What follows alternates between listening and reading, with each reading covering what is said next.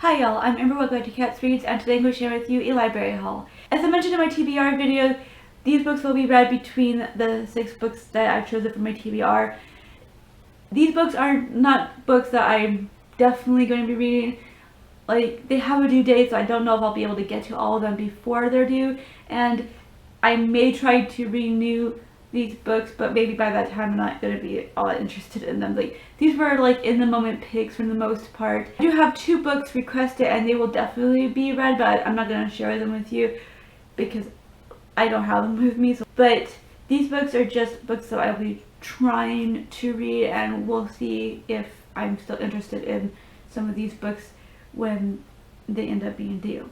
So let's begin with the first book, which is All the Light We Cannot See by Anthony Doerr. This is about Marie, who's at the start of this book 6 years old, and she is blind, and it's about how they have to escape Paris and they go to St. Malo. She has to deal with living in this time blind. Then you also have the story of Werner, who lives in a mining town in Germany, and he's recruited by Hitler Youth because of how well he is at repairing radios.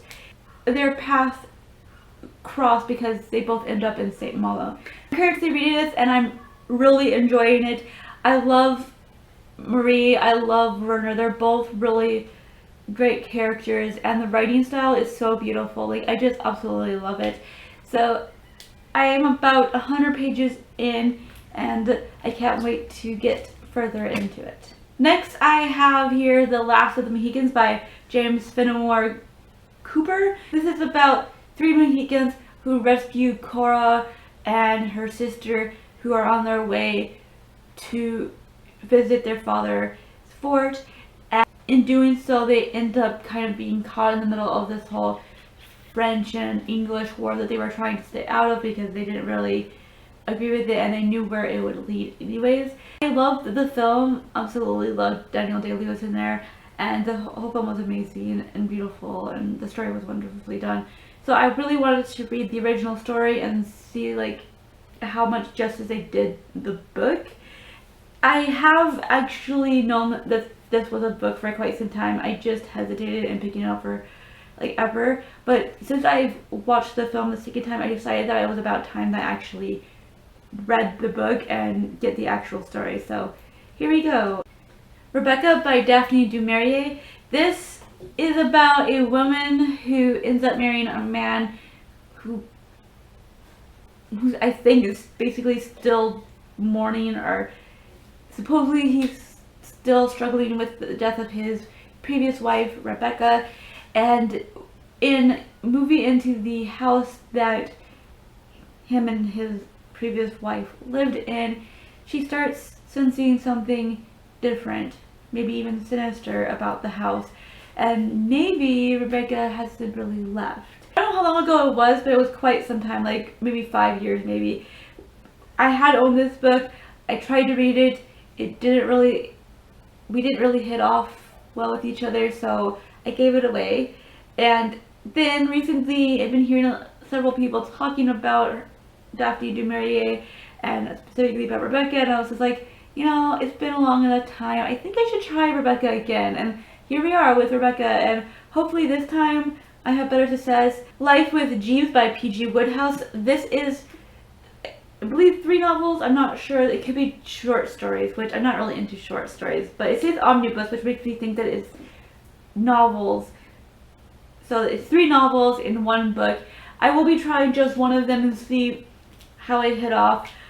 I've been wanting to read Wodehouse for quite some time. I've heard several people talking about him and his work sound really interesting, so I just didn't really know where to go, and I didn't know if it was a series and if I had to read them in order. And recently I've heard somebody say that you don't really have to read them in order, so I just grabbed the one that looked most interesting, and this was it. So House Orcas by Stuart Woods. This is about Holly Barker, who's a CIA agent, and for several years she's been trying to track down a wanted terrorist, and because of the fact that she hasn't caught him, I believe, the CIA says you should take a break, so she decides to go back to her hometown where she used to be the police chief.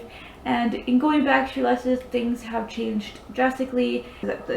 One of the cases that she's been working on when she was chief seems to be coming back, and the safe haven that she was looking for isn't really what it isn't there. This is going to be one of the books that I'm not going to be trying too hard to get to. It's not going to be one of the very first books that I pick up. I kind of have the feeling that it's going to be a formulaic, typical crime novel, but the fact that it's a female lead trying to solve the crime makes me a little bit more interested than I would normally have been in this. So we'll see if I even get to it, and if I do, I'm hoping that it'll be at least enjoyable on some. 1356 by Bernard Cornwell. England and France are in war, of course, during 1356, and they're both trying to find the lost sword of St. Peter, which supposedly has magical powers, and they believe if they get the sword, they'll be able to win the war. And so I'm very intrigued by this. I love the fact that it feels very fantasy. I don't know if it's really fantasy or not, but it does feel like that. And the fact that George R. R. Martin has a blurb right there makes me want to read it even more. The next book that I'll be trying to pick up is Jagged Dolls by Ken Follett. This is set during World War II. D-Day is several days away from happening. A rebellion group that's led by a husband and wife are trying to figure out the communications from the Germans. They're trying to break it, I guess, and they decide to do a direct attack, but things go awry. Her husband goes missing, and the blame is landed all on her, so she has to try to fix the situation. So I'm very much looking forward to reading this. I'm a sucker for anything that's set during World War II, so there's that. I did try Ken Follett like 3 years ago, and I didn't have much success with that one. I'm hoping that this will be better. The last book that I picked up is Severian The Light by Robin White. This is set in Siberia. The mayor of a small river town is told to investigate the killings of 3 men, 2 of whom are part of his militia, and 1 made big bucks off of an American oil exploration deal. The investigation leads the mayor to some very dark dealings, and a secret that people have been trying very hard to keep secret is resurfacing. And so I'm very intrigued by this. It's set in Siberia, which I believe is a very cold, wintry place, so that has a plus because I'm just ready for winter, people. I am so ready for it. I am done with the heat.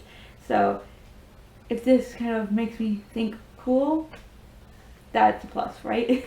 But I am really hoping that this will be a good story. It sounds very intriguing.